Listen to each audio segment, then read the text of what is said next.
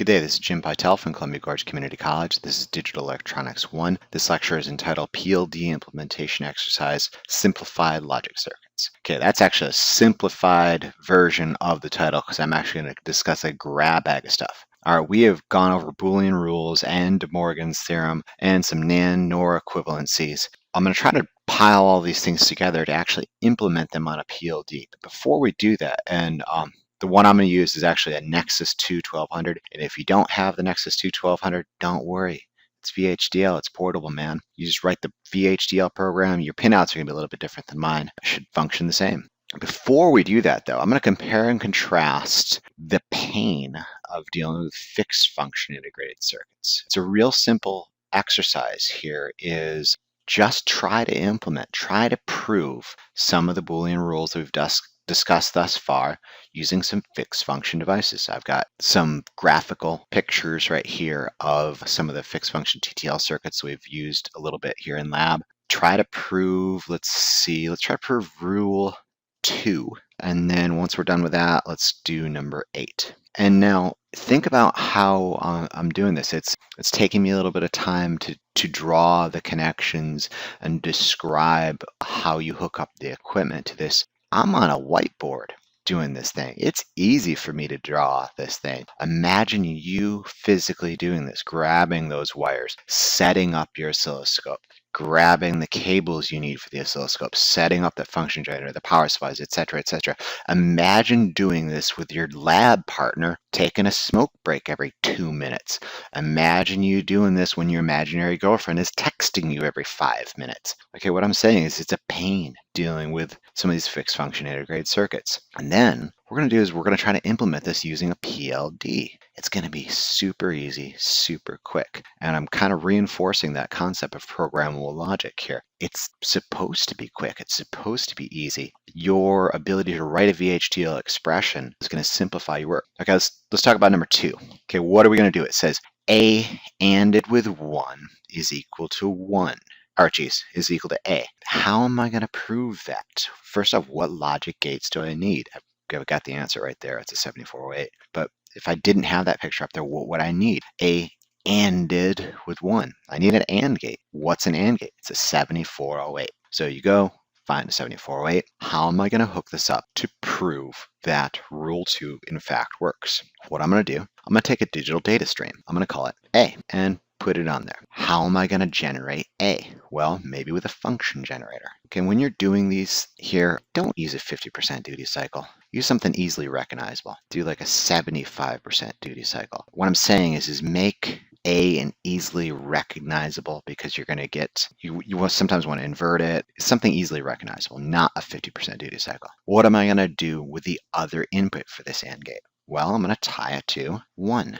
Or a +5, a constant DC voltage. What am I going to get on my output? The answer is nothing. You're not going to get anything on your output. You're going to get a constant high or low, depends. I don't know what happens, because check it out. You haven't hooked up the VCC. You haven't hooked up the ground. I'm going to put this thing to +5 volts. Put this to ground. Sometimes you'll see ground, digital ground. That's like that white triangle, digital ground. Now I'm going to see an output. How do I see an output? Well, I'm going to have to use an oscilloscope. I'm going to have to set up my oscilloscope channel 1 and channel 2 and channel 3, because what do I want to do? I want to see A. I want to see B. I want to see my output. So my screen is going to look like this, and I got to make sure my cables are hooked up correctly. What is A going to look like? Well, if it's a 75% duty cycle waveform, it's going to look like this, provided our 0 is there for channel 1. I'm going to display channel 2 also. That's hooked up to B. Its 0 is right there, so it's going to look like that. Finally, I'm going to display channel 3 right there. What does channel 3 look like if Boolean rule 2 is true? Well, guess what? It's going to look like A. There you go. Okay, so the description I just gave you, it's kind of hinting to you is it's going to take a lot of work for you to prove rules 1 through 12.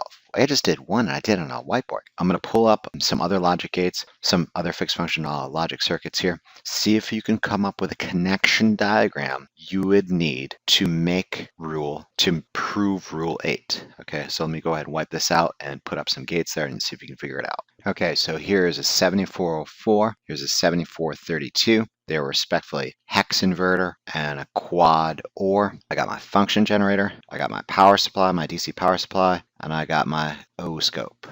Go ahead and see if you can come up with the actual wiring diagram you would need to implement rule number 8. Okay, so let's go ahead and do this step by step. Go ahead and see if you can come up with it. I'll do this step by step here. So I'm gonna pause it. There you go, power and ground connections for everybody. Go ahead and now supply a waveform A using your function generator. Where does A go to? Okay, so there's our coaxial leads for our function generator. It's got a high and a low connection. Where does the low connection go to? We're gonna have that common ground right there. What is it producing? It's a waveform A. In this particular case, I've given it a 75% duty cycle. It's being fed to an invert. Oops, let me keep that same wire there. What's coming out there? That's coming out is not A. Where does the uninverted A go to? I'm gonna do a green for A here. That'll make it a little bit easier. Okay, so A is also being routed to the input of that OR gate. What's coming out of that first OR gate? Oh, excuse me, first NAND gate, not gate, geez. That's not A, that's A. What does our output look like right there? That is our result. The output should, if everything works out right, be a constant high, constant logical high. How do I see A? How do I see not A? How do I see the output, which should be a 1? What I'm going to do is go to my oscilloscope now. Okay, so go ahead and try to hook up channel 1, channel 2. Those things dangling off the side, that's the ground connection. Channel 3. Okay, first thing, we gotta do something with those ground leads, ground connections. If you know anything about oscilloscopes here, do I really need to do this to all of these? And I'm gonna tie all that to ground. Again, it's a question. This is basic electronic stuff. You should know how an oscilloscope works. Do I need to do that? Where am I at? Now, I ran out of colors, so I'm going to do channel 1 is yellow. I'm going to put that on A. Channel 2 is green. Channel 3 is pink. Look at those wires. And again, I'm doing this on a whiteboard. Imagine working with your lab partner. He has taken about 15 smoke breaks in the time that you've even halfway hooking this thing up. And again, just staying organized is super key to doing this. What does the screen of my oscilloscope look like? I ran out of room. Okay, so let's go ahead and move over a spot. Let's see what we should see on our oscilloscope. Okay, so here's my oscilloscope. I got channel 1, which is yellow. Again, that should be A. Channel 2 is green. That should be not A. Channel 3 is going to be our output. That's pink, and I've located the 0 for all of those there. What does A look like? I'm going to have a hard time drawing this in a highlighter, so I'm actually going to draw it in the original green, gray, and pink. I'm going to look like this, and there we go. So we've got A with its 75% duty cycle. We've got not A with a 25% duty cycle. They are in fact being ORed together. The output of it OR is high when any input is high. It looks like either A or not A are always high. So as we'd expect, our output should always be high. Look at all those wires. Look at all the time it took to set up, just even describe how that got hooked up. There is a faster way, obviously, with a PLD. Now, imagine me saying, hey, do all this, prove rule 8, but use just the NAND gate to do this. Because guess what I'm going to do in lab? I'm going to make you do that. Just to get you used to this, you got to stay organized through this thing. And this is an incredibly useful troubleshooting lab because you will make a missed connection. You will have to stay organized to make this work. And just a quick aside here too, think about delays, these devices, and this is a good thing now. We're not going to be running these things at high speed right now. We're not making some crazy space probe or something like that. We're Digital Electronics 1 right now. But think about if we were to run A, the input A, at an incredibly fast speed. Think about those propagation delays that are occurring. That's not A has to be generated with a device that may have a propagation delay. What would not A look like? Okay, let me draw this if there was a little bit of a delay to it. There you go. There's not A with a little bit of a propagation delay. Okay, because we're running at an incredibly fast speed. What does our output look like now? Okay, it's not really following rule 8 anymore, is it? Okay, so what you should get is something like this. There you go. There are brief moments in time, these glitch states where A or not A does not equal 1.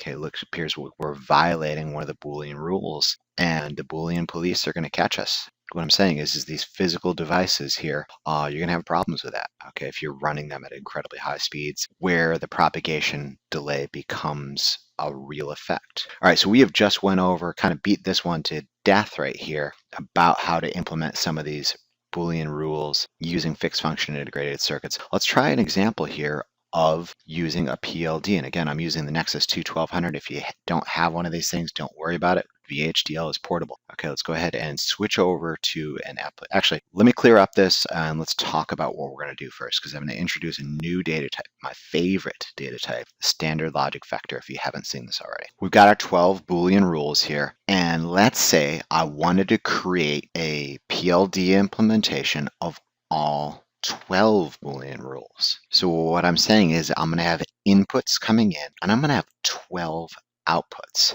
All right, how would I write the entity statement for that? First off is how many inputs do you see right here? I got a lot of A's in there, so that's obviously one. Got some zeros and ones in there. Are those inputs? For the time being, let's say no. So I'm going to introduce something within the architecture statement. What other inputs are there? I see a B in 10, and I see a C in 12. So I'm going to have 3 inputs. What are my outputs? I'm going to have 12 outputs. I love numbering things 0 to the MSB. That's the way it's done in binary, but because we're dealing with 1 through 12, I'm going to start with 1 and with 12. So I'm going to have 12 outputs. Try to make the entity statement.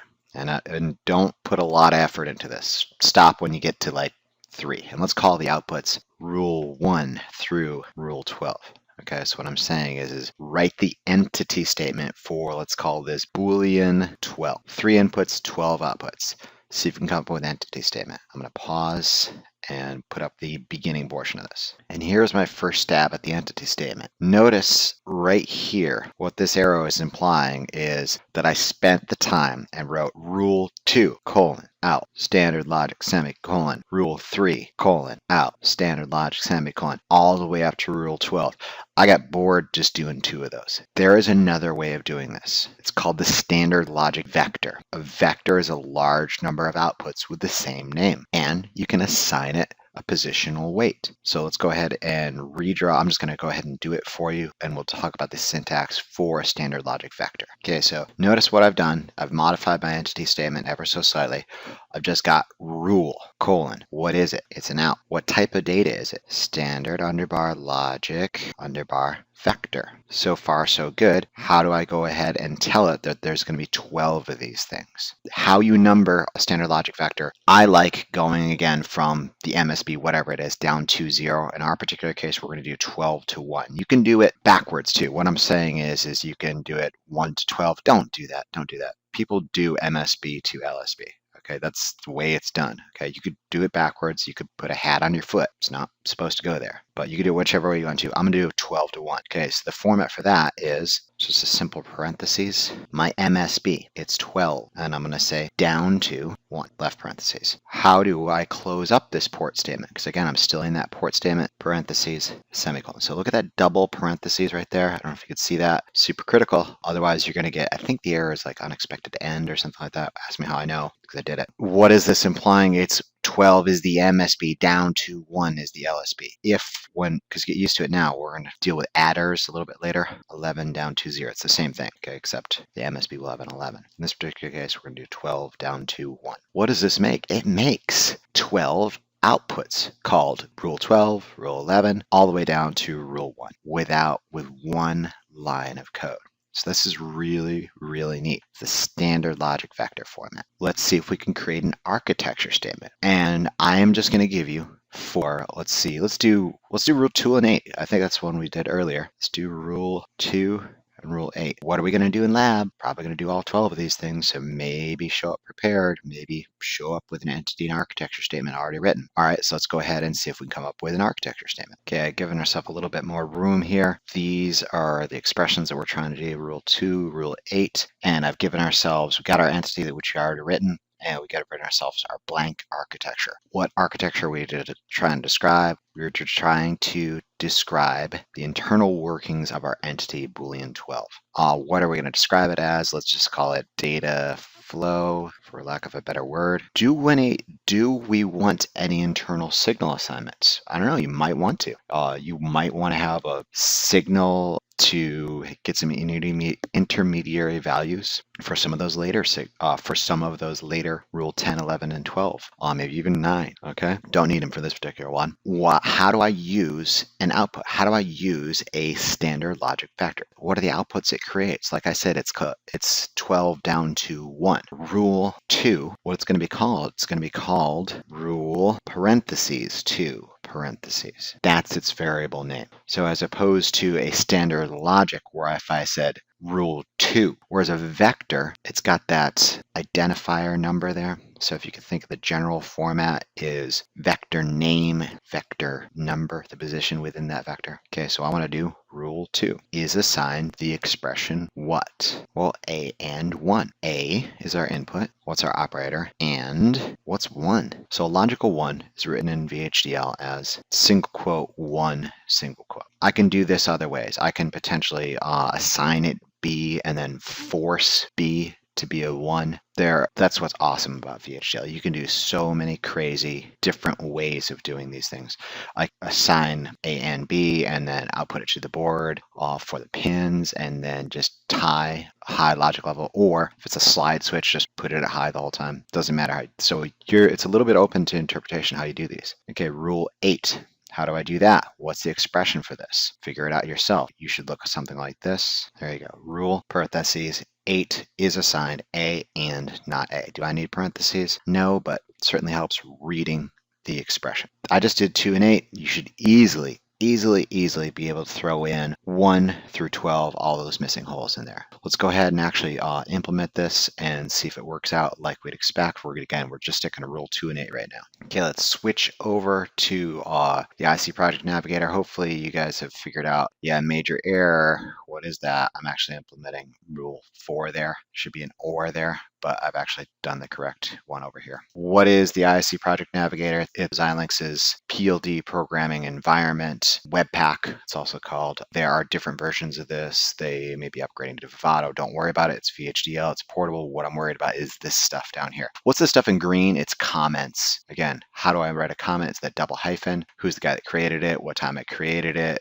What's the description? It's a partial implementation of 12 Boolean rules for Digital Electronics 1, Unit 4. What are the 3 parts of a VHDL program? The library, which I did not have in that last one. The entity, which is again the description external to it. And I'm calling it Boolean rules 1 for this one. And then the architecture, the internal workings of that entity. Do I have any internal signal assignments? No, I don't. Right there in 31. Notice line 31, I have no internal signal assignments. You may want to declare some signals potentially. You've got rule 2 defined, which is a ANDed with a 1. I'm forcing that other output to be a 1. Rule 8, if I wanted to do a 0, obviously just put a 0 in there. Rule 8, I've got the correct description for rule 8, A or not A. Let's go ahead and put in parentheses so it looks super pretty. Go ahead and see if this thing works. We're going to go ahead and I'm actually in simulation because I was doing it earlier. Implementation view would look like this here. And again, this is the radio button that will drive you insane. Where am I? Am I in implementation or simulation? Now I'm in simulation. Let's simulate this. Run it. Running. Actually, I'm going to go ahead and pause. We'll just swing over to ISIM. There's ISIM. Where's our 12 rules? Where are our 12 outputs? Well, they're all buried in this vector. It says rule 12 to 1, 12 down to 1. Open them up. They're all unknown because I haven't given any values to this one. Since A is the only thing that's affecting these ones, let's actually go ahead and force a clock to that one. I'm going to go ahead, force a clock. I'm going to say the leading edge is 1. Basically, it's going to go from whatever to 1 on the trailing edge, whatever it was, it's going to fall back down to 0. Because if you do those opposite and then we do duty cycle here, you get opposite results. Okay, let's do it for 16 microseconds. Let's do 35% duty cycle just so it's easily recognizable. And let's do it a couple times within that 16 microseconds. Apply it. Go ahead and run the simulation for 16 microseconds. We're not seeing what we want to go ahead and zoom in. Okay, that's our 16 microseconds. I haven't defined 1, 3, and I haven't defined the other one, so that's why there's no outputs there. What does rule 2 output look like? Looks like A. A ANDed with a 1 is A. It works. What's rule 8's output? A or not A is always a logical 1. Pretty cool, huh? I wrote that in like 5 minutes, 4 minutes. I could easily write the expression for rule 1 through 12 in maybe 15 minutes. Could you imagine trying to do rule 1 through 12 with fixed function TTL circuits? Could you imagine doing that with all NAND gates or all NOR gates? I would much rather use PLD. So pretty cool. It's a super fast prototyping of some potentially neat expressions here. So this concludes this portion of it. What have I done is I've rehashed the Boolean laws and I've introduced a new type of data. So let's go on into another implementation here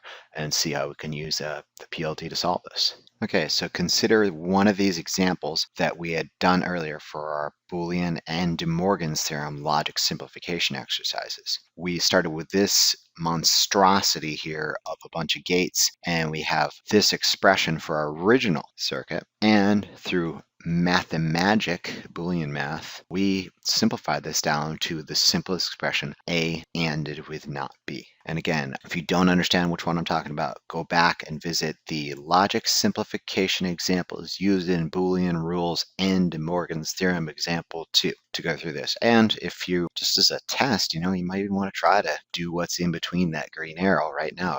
Done it before. It should be fresh. You're applying those rules 1 through 12 and some of the laws, and you should hopefully get that. What I want to do is I know you showed me all that math and magic that got that simplification. Does X equal Y if I truly have simplified that logical expression down? If they are in fact equivalent, the truth table should look the same. And because we are dealing with some universal NAND and NOR properties for this particular unit, try to make this with using just NANDs. Try to make this with just NORs. And ideally, let's call that Z1 and Z2 for our outputs there. Ideally, all functions X, Y, Z1, Z2 are going to have the same output if we go ahead and put it in a PLD, and thereby proving, number one, that this super complicated logical expression can be simplified, and it's also proving that we can do a NAND implementation of that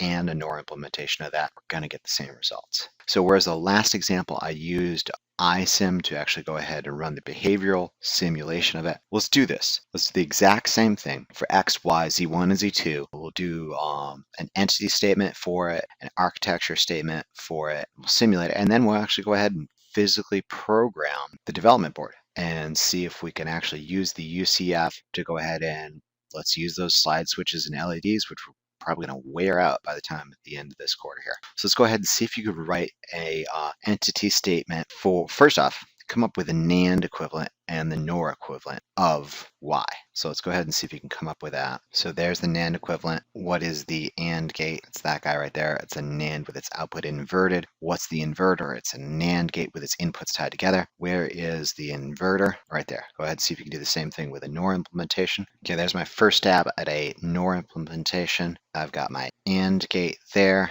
my inverter there. Notice inverter feeding an inverter. I can simplify that by just removing those inverters altogether. Okay, so that's my first implementation, my second implementation. And what's cool is let's just program that one in too. Ideally, every single one of these, if all the garbage that I've been talking about for this past unit here is true, okay, we're going to see, is a NAND implementation, is that complicated NOR implementation, is that simplified NOR implementation, is it equivalent to our logic simplification, which is it equivalent to our original crazy complicated expression. I will actually write out what we want to do for our expressions here, because I know I added a couple tasks to this here. Let's go ahead and see if we can come up with this. Okay, here's what we want to do. We want to implement, and I'm only going to do a portion of this. I'm not going to do all the work for you. I'm going to do this one and this one. You should be able to go ahead and figure out via VHDL expression for the remaining three. I'm referring to this one, and this one. And since we introduced the standard logic vector, let's call these all output Z, okay? And I want this one Z0. That's the original one. Z1, Z2, Z3, and Z4. So here's a cleaned up version of what we want to do. Z0 is assigned, we're going to have to come up with a VHDL expression for the original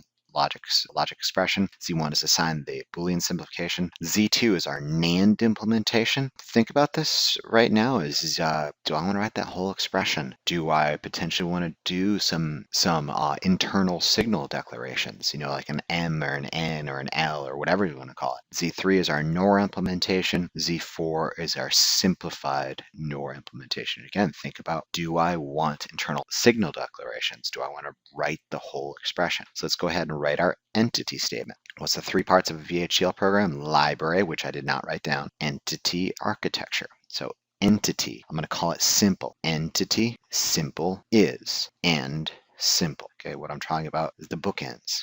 What's in between? The port assignments. Port, I've got 3 inputs. Why do I have 3 inputs? Well, because our first one had A, B, C, okay? So I got to have all 3 of those guys. A, B, C, standard logic. A, colon, in, standard logic, colon, so on and so forth. Z, I want to make that a vector. Z is colon, out, standard logic vector, parentheses, 4 down to 0. Parentheses, close up the whole port statement. You should have been able to write the entity statement. The architecture, I'm going to call it data flow just because that's kind of what the description is. I'm giving you the logical expressions for it. Of simple is, do I need internal signals? For my purposes, no, I'm not going to use internal signals. You may want to declare internal signals. Go back to last unit's PLD implementation exercise if you need a refresher how to write a signal assignment, a declaration, begin to end. Go ahead, write the expression for Z0. Write the expression for Z1. Z1, which is the easiest one, looks like this. A and parentheses, not B parentheses, close it up. Z0, it's a nightmare, and it's purposely a nightmare. That was the original crazy complicated expression. I'd much rather write Z1, but it's a good challenge for you to go ahead and figure out the order of operations for the original complicated expression. You might get a syntax error. I might get a syntax error. I don't know, because this is Notepad. This is not VHDL. I've got to put it in VHDL to see if my implementation works using that behavioral simulation and just to see if the syntax works. So I'm going to go ahead and give my best stab at it. Go ahead and figure out Z2, Z3, and Z4 while you're at it. Okay, I've given myself a bunch of room and I've rewritten the expression down here. And what I'm going to try to do is just do this in steps so you can see what I'm doing. Let's write the first one, that one right there. What is that? That's A ANDed with not B. Put that thing in parentheses. Now what I can do is OR it with that, or put that thing in the parentheses. A, what is it happening? What's that parentheses there? It's an AND. A and the parentheses. B or C negated, not parentheses B or C parentheses. You see what I'm doing there? There's a shortcut. There is a shortcut. I'm not denying that. So I've done the green or the thing in the pink. Or, and this is what's cool about VHDL. You got a crazy complicated expression like this. Go on to the next page. Go on to the next page. Add spaces. Do whatever you want to. It's super free format. You can do it, make it readable. That's why I put these little indents in there so I can see where I'm at in my program. Or parentheses. Whoops. Let's use the same colors. Parentheses B. What's happening with B? It's being ANDed with parentheses. Now here's a shortcut. B or C negated. What is that? That's B nor C. I could have just have easily done that in that green there too. I would have saved myself a little for an expression, writing time and parentheses. Parentheses. Am I done? I think so. Semicolon. Let's go ahead and see if that works. And again, what we're going to try to do is, so get rid of this guy right here. Let's look over at my first stab at this here. We got our entity simple. We defined our ports. We're using our standard logic vector, and we're doing a partial architecture statement where I've just defined Z0 and Z1, the original crazy complicated logical expression, and the simplified one. Go ahead and see if you can write Z2, Z3, and Z4. And let's go ahead and even if you don't have a board, if you don't have this, again, it's free. The Webpack is free. My second favorite 4-letter F word. Download it. You can do the simplification. You can, do the simulation at home. You can put this thing and see if you get the syntax correctly. All you got to do is just show up to lab with a syntactically correct correct VHDL program, download it to your board, and boom, I can check you off on these labs. Okay, let's go ahead and try this here using Webpack. Okay, so I've got ICProject Navigator. I think, again, this is version 13.4. Got an older project open. I'm going to do a new one. What am I going to call it? I'm going to call it Simple. Top level sources,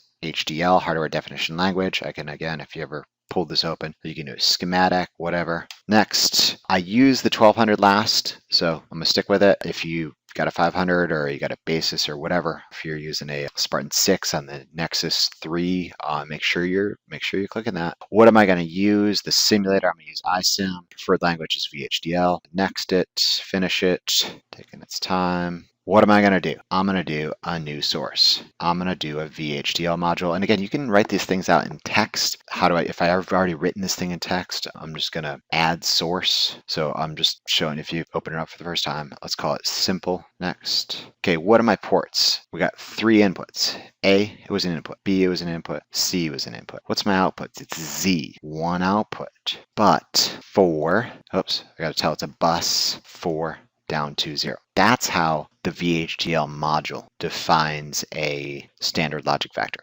If I had to write this thing out, you'll see in a second here how it writes it out for you. And I'm going to call this architectural name data flow, just because. That's how these little wizards actually help you out. It writes the standard logic for you. Finish. Go ahead, see what it writes. Boom, there you go. Got my library. That's what I need.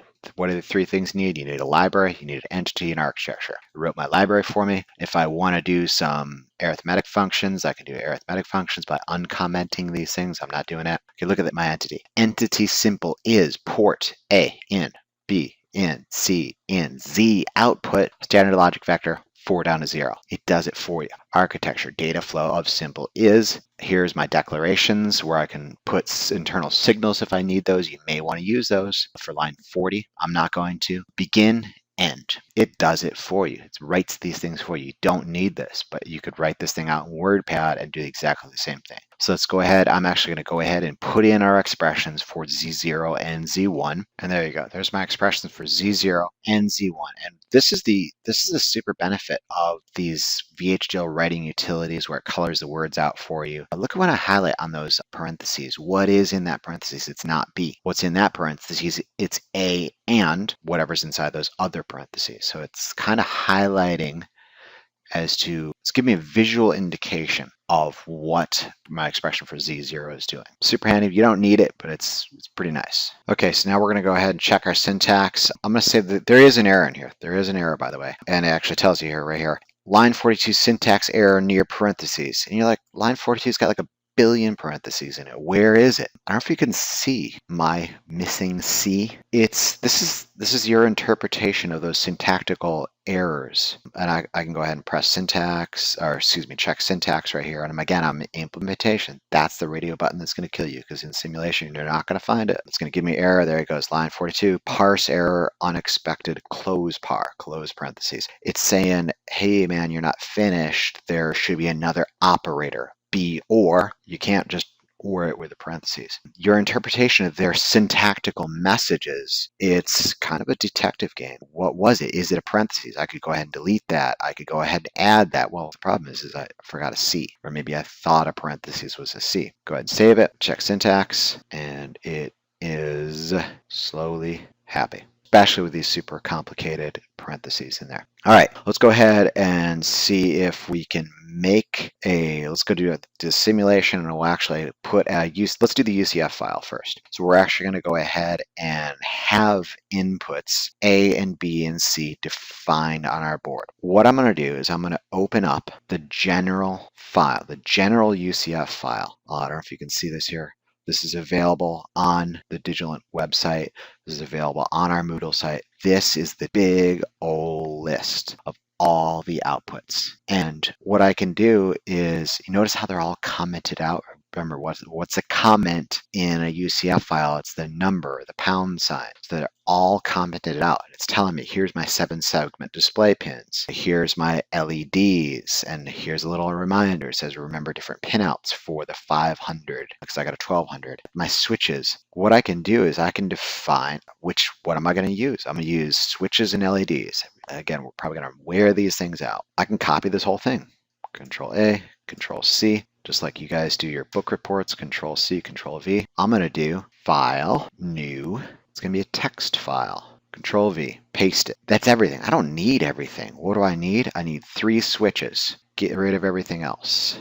And I need, how many LEDs do I need? I need 5 LEDs because I'm doing 0 through 4. And then get rid of all the rest of these guys and delete it all. I don't need those other things. Uncomment. LED 0, 1, 2, 3. Put that little reminder there for myself. And 4. Delete, delete, delete. Now they're in the program. So what I'm going to do is I'm going to say File. I'm going to save that thing. What I'm going to save it as, I'll call it a simple UCF. But what's the type? This is pretty important. You have to choose UCF. You can't choose Verilog or PHDL, because if I want to use a UCF file, it's got to be UCF. Now it recognizes it as a UCF. It's giving you those really cool colorations. You know, the green is a comment. The net, it's a recognized word, so on and so forth. I don't have any variables called LED 0, LED 1, 2, 3. I've got Z's and I've got switches. So I'll go ahead. I'm just going to go ahead and change those into my inputs and outputs. So I'll go ahead and do that. Okay, so there what I've got is A, B, and C as my inputs. I'm just renaming them. Notice here I've got Z0, 1, 2, 3, and 4. In our VHDL files, notice it's parentheses, UCFs, brackets. Be aware that there's differences between them. The other thing is I've defined Z0 and 1. I have not defined 2, 3, and 4. So I'm going to have to go ahead and, by the way, I'm going to save this thing. If you miss some of these intermediary steps, let's say I'm going to try it just like this right now. I will get errors. I will get errors with this one. The reason why I'm going to get errors is I have not assigned Z2, 3, and 4. Okay, I never came up with the expressions for them, but I've got outputs here on my UCF file. It's going to give me an error. So I've saved that thing, and let me remove that. Remove it. Yes. Okay, so now let's say I've got this text file, I've saved it, and now I want to, this is, people always forget this, you got to add that source. Even though it's open here, open it up, and it says, okay, there you go. But because I don't want those errors, I am going to comment out C2, C3, and Z4. So now I can do all my synthesis, I can implement it, I can do all these things step by step, and then finally generate the programming file. What I'm going to do is I'm actually going to go ahead and generate the programming file. It will issue warnings, and it's pretty neat, the warnings it gives you, because does this crazy expression that we initially came up with here, does it, in its simplest form, does it need the input C? The answer is as we demonstrated, no, it doesn't. Do you think Xilinx is going to waste resources on its field programmable gate arrays? No, they're not. What it's doing, it's taking this expression and it is using its incredibly expensive, incredibly powerful software that they offer to you for free, and it's doing those Boolean simplifications for it. So it's pretty cool. When you actually go ahead and generate the programming file, which we will in like 2 seconds here, it will generate a warning for you. It's pretty neat to see. So let's go ahead and generate our programming file, run. I'm going to go ahead and pause. I'm going to save this thing, and we'll come back to some of the warnings it gives you. And there you go. So it has gone through, and I've opened these things up. There's a warning sign, a warning sign, a warning sign. It generated my programming file, but it's giving me a warning. What is the warning? Look at the warning tag. There are 1 loadless signals. Got a problem with pluralities, but the signal C is incomplete. The signal does not drive any load pins in the design. It just recognized that. Even though I've gotten it written here in my original expression C, it is doing the simplification for us.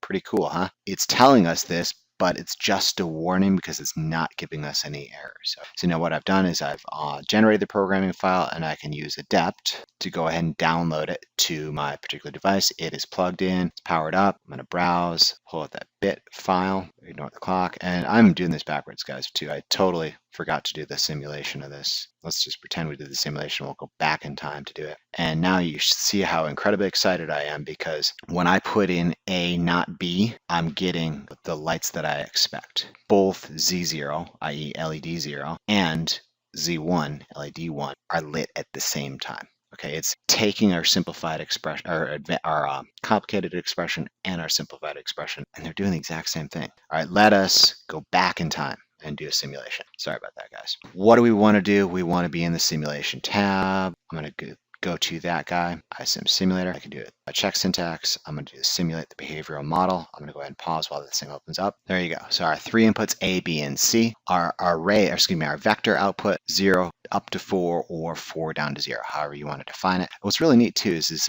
you see that quintuple U? It's telling me the values, and if I did 4, I could do it in hex. Let's go ahead and force some inputs on A, B, and C and see if we can get a simulated waveform here. Let's do 8 microseconds, 4 microseconds on the B input, and 8 microseconds on our C input. Okay, let's go ahead and run this thing for 8 microseconds and then zoom in on our affected area. What this is saying, that is A, B, and C.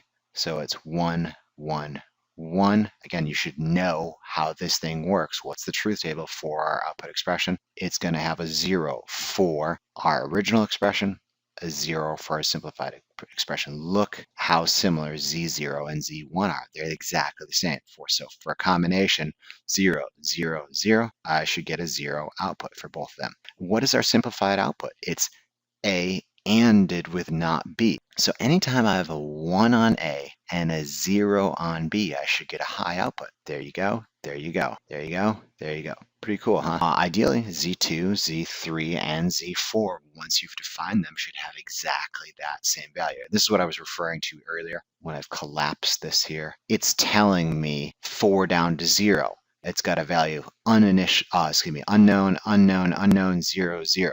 Unknown, unknown, unknown, 1, 1, but I can just as well open that up. That's really super handy when you got like 8 signals there. You can read off 1, 1, 0, 0, 1 as opposed to reading them off on a timing diagram. This concludes this portion of the PLD implementation exercise logic simplification lecture. We have actually covered a lot of stuff just in this one lecture that I really wanted to include in the Unit 4 review. So Unit 4 review is going to be probably really quick. If you can understand everything we just did in this lecture, you're probably pretty good.